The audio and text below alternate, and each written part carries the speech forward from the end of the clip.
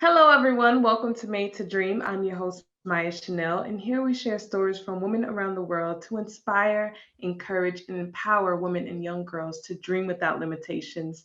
Today, I have the ultimate pleasure of speaking with Miss Victoria Klein, and I'm so excited to hear so much more about her story. She's an author, a strategist, and a systems nerd, so I'm all for it. So, hi, Victoria. How are you doing today? I am fabulous. How are you?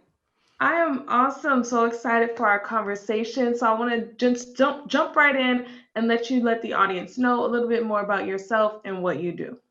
Yeah, absolutely. I've been an entrepreneur for 15 years. So, ever since I got out of high school, I've run my own business with a few different rounds in the corporate world, which I did not Mhm. enjoy. So, if you're listening and you don't enjoy that world, that's okay. You're not weird, or you're at least in my camp. So, I'm also a two-time published author, and I'm writing my third book now. And I work mostly with people, I work with six-figure and seven-figure service providers, and I help to organize and streamline the back end of their business so it can run more smoothly and more profitably. Love it, love it. So many people are not aware that those systems that you put in place from day one are the things that ultimately turn your business into this money machine, this multi-million dollar business. So the systems are so important. So let us know, walk us back a little bit to the journey. I don't know how far back you want to go, but how did you get started on where you are today? Yeah, absolutely. Well, I mean, I've been an entrepreneur for 15 years, but I've had five different businesses in that time. So it Mhm. depends on the piece of the journey. But I can definitely say, from a systems standpoint, that's kind of always been there in the background. It's something that I noticed that I did when I was younger. I Mhm. was very into taking notes. I had a whole system for taking notes and, these little shortcuts that made life easier. I would always put my Mhm. clothes out the night before because I knew I was not going to be able to match two colors together in the morning. So I short circuited myself so I didn't have to worry about that. And my Mhm. backpack was always ready to go in the morning. I did it the night before. So I didn't have to Mhm. think about it or forget anything because everybody does that. They're like, I forgot it at Yes. home. And I'm like, I can't use that as an excuse. I don't want to. I want it to work. Mhm. So I started noticing that throughout, other businesses that I created, and even when I was working in the corporate world, that I was constantly trying to improve things. I was always looking for a better way, a more efficient way, a better software, an easier system, more Mhm. foolproof, less, possibility of failure. And as an entrepreneur, that was very helpful. In the Mhm. corporate world, it was not. So that's how I learned that's where I wasn't meant to be, is that I was I meant can to. definitely attest to that. This is how we've always done it. That's part of the problem. Right, like, come on, you have to be able and willing to improve. I think that's one of the most important things, like even running a company. If you're going to bring people onto your team, you have to be willing to listen to new and innovative ideas because you're not going to know everything or come up with everything or be aware of everything. So being open-minded definitely is very helpful for you in the process. So, you're really out of the box as far as what society determines is normal in terms of success. Like, no one sits here and says, oh my God, like, I just want to do that for a living. I mean, they may say, I want to be a part of this team in creating a better system for a company, but no one creates their own company on systems alone. So, how were you able to come up with this idea of bringing that into a business as well as bringing the mindset out of, okay, this is not the normal thing that people do. How do I create something out of it? Yeah, absolutely. I love that you use the word mindset because that is something that I've had to grow over the years. I have no shame that I have depression and anxiety, and I was on medication for 7 years because of it. I Mhm. still go to therapy. I love my therapist. She's amazing. I need her. There's a reason I pay her. Like, there's no Yes. shame about any of that. And I think that's a really Mhm. important part about being an entrepreneur. If you choose to take that route, is it's a massive self-development experience that you didn't know you Mhm. signed up for. No, So you definitely. originally have an ego, and even if you are the face of your business, your ego is going to get smaller and smaller and smaller the further you Mhm. work, because you realize there's always new perspectives, there's always someone that knows more than you. So Mhm. the idea of creating a business around systems was something I had to grow into to have the confidence to do. So originally I started wide. So I was a virtual assistant. I could do almost anything you threw. I knew the software. You didn't have to tell me twice. I was done 2 days early. Like I was, straight A workaholic perfectionist. Okay. Like I Yes. had that down. All right. I was trained well by the American school system. I can do it. So I take instruction very well. Great for that. But there's only so much money you can make as a virtual assistant because you're strictly focused on executing. Other people have to tell you what to do. And so with enough experience in business already, I thought, why am I letting other people tell me what to do though? Because I can see this isn't efficient. This isn't helping. We could do this better. There I go trying to improve stuff, right? So I was like, well, there's got to be something else, right? Virtual assistant is great. We all need them. So that's when I found out about online business management. I was like, okay, so this is management, this is structure, this is actually creating the systems and processes and changing them and improving them and doing all of that. I was like, that I can do. That's great. So I actually transitioned into that. I became certified and I did that for 4 years. I worked day in, day out in the back end of really high-end businesses, seeing how the software worked, how the money worked, how the money didn't work. Let me tell you, the money doesn't always work, okay? Nope. The secrets are there, but that's the truth. You can run a business with a 50% profit margin. I do. I know a lot of other businesses that do, but there are a lot of them that don't.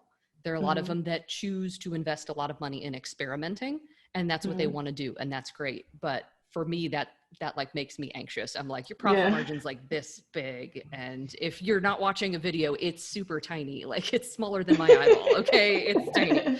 So I don't advocate that, but some people prefer to run their businesses that way, especially in this world. I feel it's really risky. So I transitioned into online business management. Like, this is great. I learned so much. I'm helping so many people, but I only had so much influence over the strategy or the systems as a whole. I could say, we're already using this software, so let's create a system around this, but it became a little more difficult to actually convince people that this wasn't the right software. Or from a strategic standpoint, here's why doing this would be better than that. While I could say that, they weren't expecting that from me. So it wasn't taken with the same level of severity or level of information. So that's when I transitioned more into specializing in systems, because then I say, this is my jam. This is what I think about all the time. Let me tell you about the system for my morning routine. Let me tell you about the system for my evening routine. Let me tell you about how I don't spend 3 hours cooking every day. Like, let me tell you about my systems. All right. And those are just personal, let alone business. Like, I got all systems and stuff running over there. So, and it sounds dry. I know it doesn't sound sexy. Systems aren't interesting. Like, they're But not. everyone has their own thing though. So Absolutely. just because it doesn't sound interesting to someone else doesn't mean that it's not interesting to you. So I think that's the beauty in it. Everyone has their thing that works for them and that makes them happy, that gives them fulfillment, what they're passionate about. So you just have to find what you think is for you. It's essentially, instead of saying, okay, society says this is what successful is, this is what fun is, and this is what I need to be doing, just figure it out for yourself, because no one's going to be able to tell you what it is that makes you happy. No, not at all. And that is something you have to figure out for yourself. You have to be willing to experiment. That's why I've had 5 different businesses. I could have kept them pretending that I liked it, keep making money. I'm not one of those kind of people. I got to enjoy what I do when I get up in the morning. And ultimately, I get to decide that for myself. You can go the traditional route if that works for you. If you want to be a biomolecular engineer, you probably got to go to college. You probably have a traditional job. That's cool. Go be the best biomechanical engineer you can be. Like, nothing wrong with that. But you have to find the thing that when you wake up in the morning, or when you realize I'm getting paid to do this, you feel like you're stealing money from people. Because that's what I feel like. I'm like, you want me to talk about systems? I will talk about systems all day. And I can't believe you're paying me for it, because this is so much fun. Yeah. I think the important part of it is, how I see a lot of people on social media. They come on and they're like kind of cramming it down people's face, like, oh, you need to start a business now. You need to do this now. And I think the important thing to realize is that it's not cramming it down somebody's throat to say, you need to start a business. You need to buy this course. You need to sign up for this webinar. it's providing information, and whoever is attracted to it, then they should come to it. Not necessarily sitting here telling someone or making someone feel bad for wanting to work a traditional job.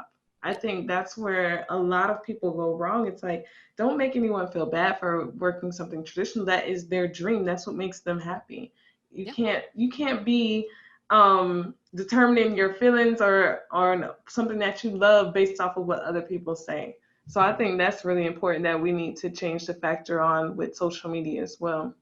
Yeah, absolutely. There's a lot of pressure. There's a lot of sales pressure out there. There's no shortage of ways to feel bad about yourself. If you really want to feel bad about yourself, I can give you like 20 different Instagram accounts to go look at. All right. But I'm not here to make you feel bad about yourself. I'm here to make you realize this is what makes me happy. This is what I want to do. If you really want to have a Mercedes Benz in your driveway, you spend that money on that Mercedes Benz. I have a Subaru. Right. I like my Subaru. I'm not buying a Mercedes Benz. Right. I want to move to Europe.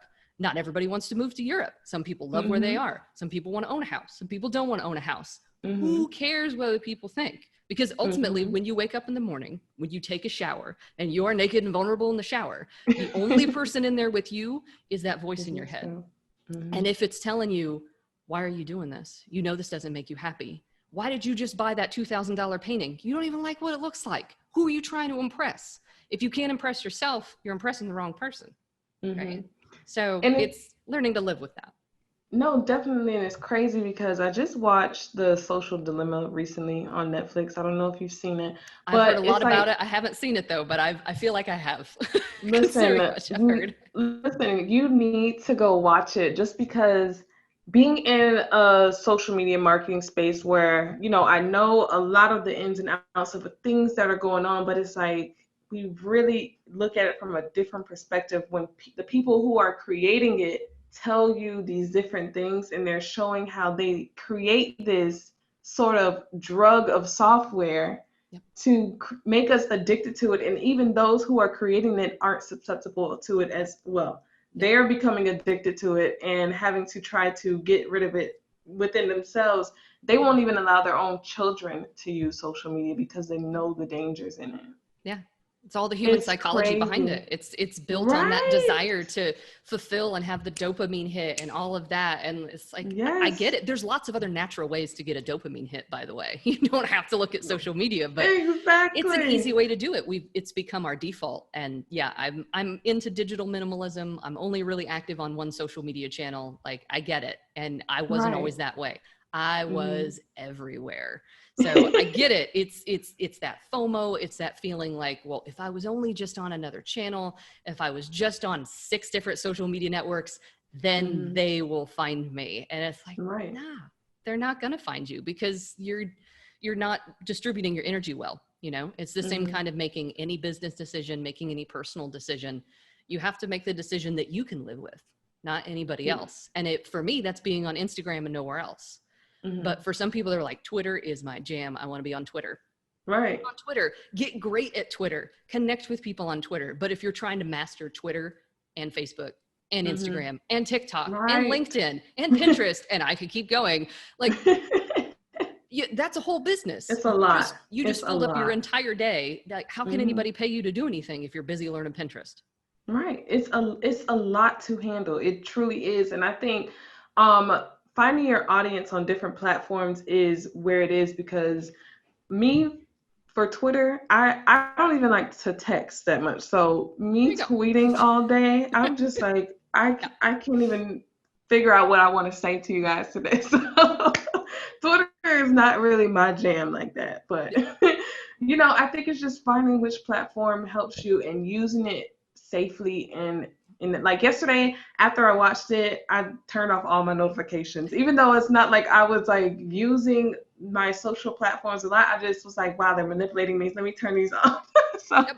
Yep. The only app on my phone that has notifications turned on is my calendar, in case it's reminding me like I have an event. But that's it. Everything else is off. No app can tell me. I will go in and check my messages when I want to. You know what I mean? And technically my phone's on silent. So if someone called me right now, I have no idea. Right. And I like it that way. Right. And it's like moving back into systems with that, like they've generated this system that continuously helps their business grow. So just imagine building that foundation, building that automation within your business and how it'll allow it to grow. So I know that you have so much insight in helping people to grow their businesses because systems are so fundamental. They're important. Yeah, absolutely. And like I said, to some people, systems aren't sexy, and sometimes systems even seem restrictive. It's like, well, once I write it down and now I feel stuck. So Right. two huge myths that got to be busted. First of all, systems are sexy because systems give you freedom.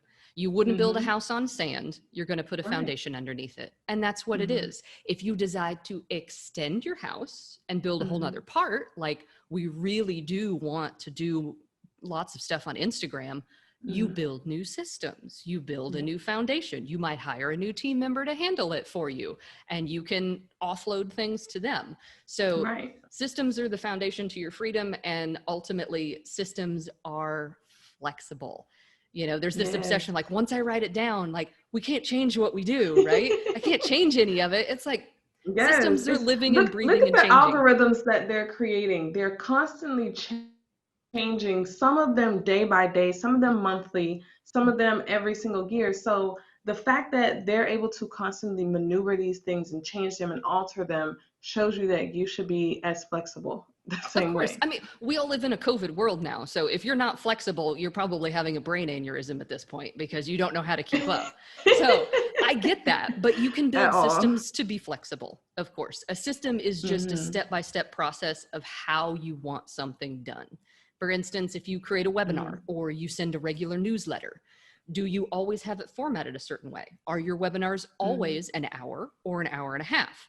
These are decisions that you can make and set aside and then allow someone else to execute on your behalf. So you can be creative and visionary and make important connections and make big decisions and decide what the company will focus on. And then you don't have to do what the company is focusing on. You can create key content and things like that. But if it's, you know, sending regular marketing and whatnot, you create a system around it and allow other people to help you do it. Even if you're by yourself, I'm sure there are people listening. They're like, it's just me. I'm a company of one. I'm the only one here. The system will make it easier. I send a newsletter every Friday because I have a note on my calendar and I have time blocked off to write it. That's part of my system. I'm always ready. And I'm always looking for new ways to make my newsletter better. But ultimately, I write it every Friday morning and I love it. And now it's a habit. It's like, it's Friday. I get to write. This is amazing. Like, I'm so excited. And it's the same thing with social media. I have time on my calendar blocked off where I go into Facebook groups and I'm on Instagram. And once I'm done, I don't go on there again later on unless I want to post something specific. Otherwise, I don't go and browse. I have my time during the day where I interact. And for me, that's been the most convenient, because if I'm sitting waiting for software to load, I'm like, let me just check my phone. No, no. The phone actually is not within reach. There's a whole reason that I can't reach my phone. Okay. There's a reason. And some days I even just straight up turn it off. I turn it off and I put it in a cabinet and I'm focused on my to-do list. I'm getting stuff done. I'm off being awesome and helping other people. And I'm like, why did I think I needed my phone? Like, I got all this right in front of me. It's become like this mental crutch for us. It's like the first thing, if we feel like there's nothing that we can do or we're kind of stuck in a place, the first thing we do is go to our phone because we're like, okay, there's going to be something for me to do. Like, you can read a book, you can learn this, you can learn that. You don't have to just scroll through social media. Oh my God, like TikTok is the worst because you will literally be scrolling for hours and not even notice it. I remember one day I was on TikTok and then a video comes up and says, you've been scrolling for a while. Why don't you go get a snack, take a bathroom break, just come back later. I'm like, wow, wait. They just pull a Netflix on you? Like, are you still watching? Yes. I was like, wow, like I didn't even notice. Like after that, I was like, okay, TikTok break. TikTok break. Good idea. And most of the time for me, when I'm like waiting for something to load, or say I have like 3 minutes before a meeting starts, there's a lot of other things I could do, right? Most of the time, what I do is I'm sitting next to a window in my dining room. I'll stare out the window and about 30 seconds later, I'll be like, I have to pee. And I wouldn't have realized it if I was busy staring at my phone and doing this and doing that. And like, it gives me an excuse to stand up. It gives me an excuse to take care of myself. Usually I realize I'm actually out of water. That's why I have to pee so much. I can fill up my water. I can, take care of myself, and I get a little break in the day where I don't have to be productive. That's totally okay. I'm still awesome. I'm still healthy. I'm still an amazing human being, but I don't have to output all the time to still be that person. Right. And that was a really hard lesson for me to learn, because I've always judged myself on what's the next accomplishment, what's the next straight A assignment I can get, what can I churn out to get validation to say, yeah, you're a good person. And that's one of the hardest lessons of being a woman, being an adult, being an entrepreneur, is realizing that the decisions are all your own, which means the success is all yours, and so is the failure. As long as you can accept that responsibility and say, at least I'm headed the direction I want to. I don't care if I have to fall up that mountain and my knees are bleeding when I get there. I don't care. I made it up there myself, and this is the mountain I want to be on. Most definitely. I love how you talked about, just kind of stepping back from things for a second to just kind of bring yourself back into reality. I think that's important, especially when building a business, because we're so focused on building that success that sometimes it can become obsolete, and we're doing nothing but pounding the pavement with a rubber mallet. And it's like, until you step away from it and kind of reevaluate everything, and those systems are in place for you to be able to have basically an overlook, a blueprint to see, this is what I'm doing. This is everything that's happening. This is everything I'm planning. Where do I need to make adjustments? Yeah. So absolutely. I think that's important for us to be able to step away from it from sometimes, and to be able to realize, where do I need to adjust? Yeah, absolutely. And that's the only way to get the perspective. You can't see the forest if you're inside of it. Right. And we have to make intelligent decisions for our business. We have to make those micro decisions of, do I hire? Do I not hire? Am I going to promote this on social media, or is this just for my email list? You do have to make those decisions, but there's also the bigger strategic picture of, where do you want to go?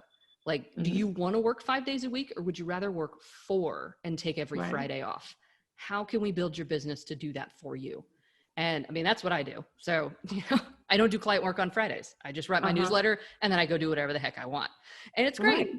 And you have to set those systems though, because I think sometimes as entrepreneurs, we think that we're supposed to just work ourselves to death. And we've come into this space to be able to give ourselves more time and more freedom to be able to do what we want, do as we please, and set these productive hours, and not let anyone tell us the traditional, oh, you need to be working from this time to this time, this many days a week. If you can get 5 days of work done in 2 days, then why not? Exactly. And I realized that when I was working a corporate job, I don't know if this is the same experience for everyone everywhere, but I am a very productive person. I like to get things done beforehand. I like to get it right when you hand it to me. I like for it to be done within an appropriate time frame, of course.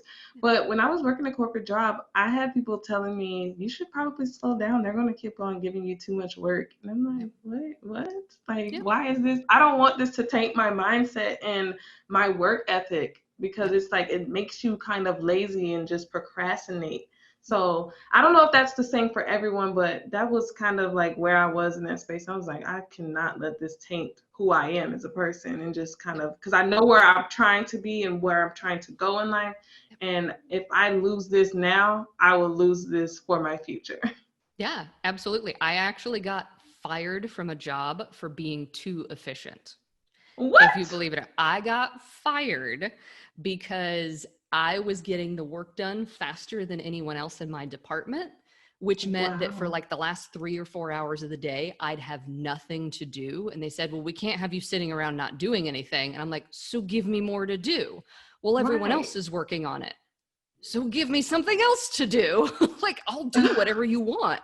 But they were like, no, we can't. And they came up with some BS reason to fire me. But ultimately, my boss was open and told me, it's because you get things done too fast. We don't have enough work to have you here. And I was like, I am this.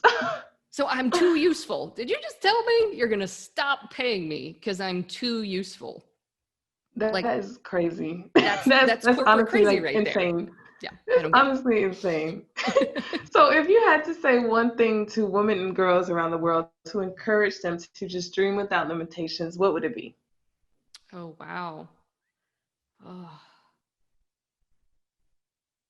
There's one thing that I've been doing for myself recently. I've actually only Mm-hmm. mentioned this in my newsletter, but I'm trying to talk about it more publicly. And Mm-hmm. this year's been really hard for me. I've been making huge shifts in my business. I've been making big decisions. I'm writing a memoir that's about my first 15 years as an entrepreneur, which has been very hard. Mm-hmm. And so I've been having a hard time appreciating myself. I've been, Right. really beating myself up, having a hard time supporting myself. So I started to shift it around. And whenever I started to do that, whenever I started to get dark, whenever I started to think I couldn't do this, I would Mm-hmm. pause and say, what would you do? How would you live if you actually loved yourself? Mm-hmm. And that has made, it's the tiniest phrase, it's the Right. tiniest pause. I'm not even going to try to tell you how many times I tell it to myself every day, about 65, but just saying. Mm-hmm. Listen, we have to be our own encouragement. So I totally get you. If you don't love yourself, if you don't encourage Yeah, yourself, you don't push yourself, no one else is going to do it for you. yeah. They can do it for you, but you won't feel it. No, you won't. So I've started, that's my little mantra now, is whenever something gets tough or whenever I think I can't do something or whenever I just frankly want to give up and I'm just like, no, I can't handle the world. I would pause and I'd be like, in this moment, if you Mhm. loved yourself, what would you do? Sometimes that means I'm going to stop. I need to go take a walk. I need to have a Mhm. healthy snack. I need to get some water. I need to take a nap before I punch somebody. That's what I need to do. And sometimes it also means I'm going to keep focusing. I'm going to do this for Mhm. another 10 minutes. If I still can't get through it, I will stop. And then I spend Mhm. another 40 minutes on it because I start to get going, and it's tuning in Right. yourself. And instead of tuning out to social media or Mhm. getting obsessed with your next to do, it's like, what do I need right now? Because Mhm. if I loved myself, I would listen to that. If I don't, I'll just ignore it and be like, you don't get Right. to pee right now. You have to keep doing this. It's like, no, Right. I love myself. I need to pee. I need a snack. I need to talk to my partner. I need to talk to my biz Mhm. bestie. I need to get her on the phone because I feel like I'm losing it. And that's what I Mhm. need. And leading from that place makes it much easier for me to focus because Mhm. when I think, what do I want to work on? Well, I want to help this client and I want to write my book and I Mhm. want to say hi on Instagram once a day. That's it. That's all I want to do. And instead Mhm. of getting distracted by this opportunity or that opportunity or what have you, it's like, but what if you loved yourself? If you get Right. distracted, that book won't get written. If you get distracted, you Mhm. can't help people. So Right. whatever you need to do to love yourself. Mhm. And you might not know what that is. The idea might be totally foreign. You're like, I Right. barely like myself. And it's like, don't worry, I understand because I'm about at like. I'm Mhm. 36 years old and I only like myself. Okay. So That's no matter okay. where It's you are on your journey, progress. It's yeah, progress. it's progress. So I'm learning to teach myself to love myself. So if there's any Mhm. advice I could give to women and girls out there, it's to continue practicing loving yourself and asking yourself what that looks like. I love it. I love it. That's so powerful, so inspiring, and so touching. Well, I do want to give you the opportunity before we close out to allow the audience, anyone listening in, if they want to contact you for services, if they want to be inspired by your journey, how can they do that? Absolutely. Well, as I mentioned, I am on Instagram. I am at Victoria Klein CO, which is also my website, victoriaklein.co. But Mhm. follow me on Instagram, send me a DM, say hi, tell me you heard me on here. I'd love to talk to you about your vision, what you're working on, all of that. You can join my newsletter for my Instagram profile as well. So even if you're not on Instagram, you can get to Instagram on the website. So feel Mhm. free to visit, click, send me a message. I'd love to talk to you. And I am always happy to support other women and girls doing amazing things. I love it. I love it. Well, we thank you so much, Victoria, for coming, sharing your story. Such an insightful conversation. Loved every bit of it. I'm so sure that the audience is inspired by your message, touched and encouraged and empowered. We thank you for being here once again, everyone. Thank you for tuning in. This is Made to Dream. I'm your host, Maya Chanel, and we'll see you next time.